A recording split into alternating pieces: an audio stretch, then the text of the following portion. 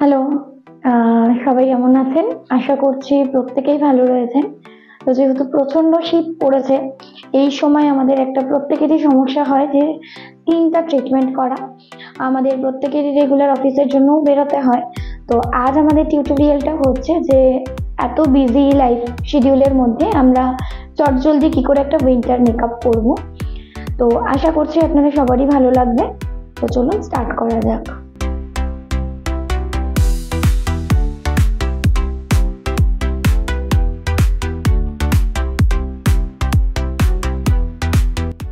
তো আমরা এবার একটা ওয়াইপস নিয়ে নেব, কারণ আমাদের তো ফেসটা এই ঠান্ডার মধ্যে আর ওয়াশ করা পসিবল না।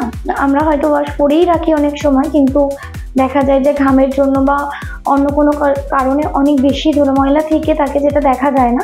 তো নর্মালি একটা ওয়াইপস নিয়ে আমরা ফেসটাকে একটু ক্লিন করে নেব, তাতে আমাদের মেকআপটা করতে আরও বেশি সুবিধা হবে। তো এখানে আমি একটা ওয়াইপস নিয়ে ফেসটাকে খুব ভালো করে চোখগুলো, লিপস এবং পুরো ওভারঅল ফেসটাকে সুন্দর করে ক্লিন করে নিচ্ছি। এরপরে টোনার নেব আমরা একটা, নিয়ে টোনারটাকে কটন প্যাডের মধ্যে করে নিয়ে আস্তে আস্তে করে টোনারটাকে অ্যাবজর্ব করাবো ফেসে।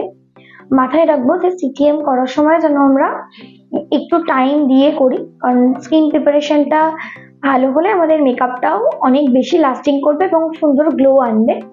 তো দেখো আমি এখানে একটা টোনার দিয়ে সুন্দর করে ফেসের মধ্যে অ্যাপ্লাই করে নিলাম। এরপরে আমরা আমাদের স্কিন অনুযায়ী যে কোনো ময়শ্চারাইজার ইউজ করব। যেহেতু উইন্টার, আমাদের মাথায় রাখতে হবে যে স্কিনটা যেন কোনো ড্রাই ময়শ্চারাইজার আমরা ইউজ না করি। তো আমি এখানে একটা ময়শ্চারাইজার নিয়ে ভালো করে স্কিনটাকে ময়শ্চারাইজ করে নিচ্ছি, এতে আমার স্কিনটা অনেক বেশি ফ্ললেস দেখতে লাগবে। তো খুব বেশি মেকআপ করব না সকালবেলা, তো আমরা চেষ্টা করব যে ক্রিম বেস প্রোডাক্টের উপরেই আমরা যাতে মেকআপ লুকসটা কমপ্লিট করতে পারি। তো আমরা এখানে একটা ফাউন্ডেশন নিয়েছি। এবার ফাউন্ডেশন যেহেতু একটু ঠিক হয়, আমরা একটা যে কোনো ময়শ্চারাইজার নিয়ে ফাউন্ডেশনের সাথে একটু মিশিয়ে নেব।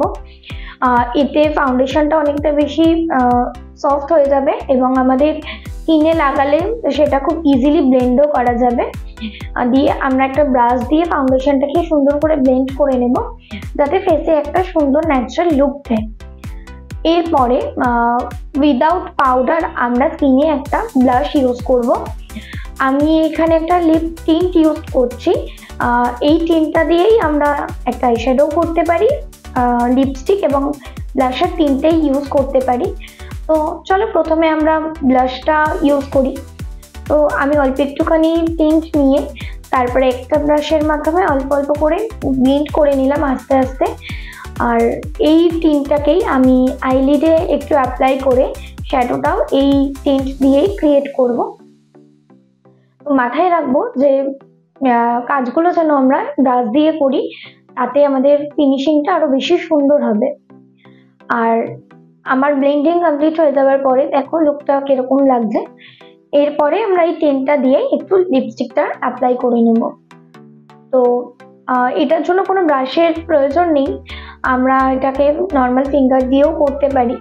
তো এখানে আমরা দেখতেই পাচ্ছি যে কত কম প্রোডাক্টে আমরা একটা কি সুন্দর লুক ক্রিয়েট করে ফেলতে পারছি এবং লুকটা ভীষণ ক্রিমি একটা স্ট্রাকচার দিচ্ছে।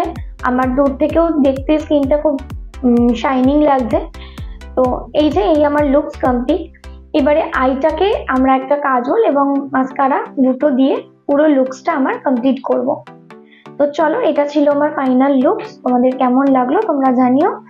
তোমাদের যদি ভালো লাগে তাহলে পেজটাকে একটা লাইক করো, কমেন্ট করো।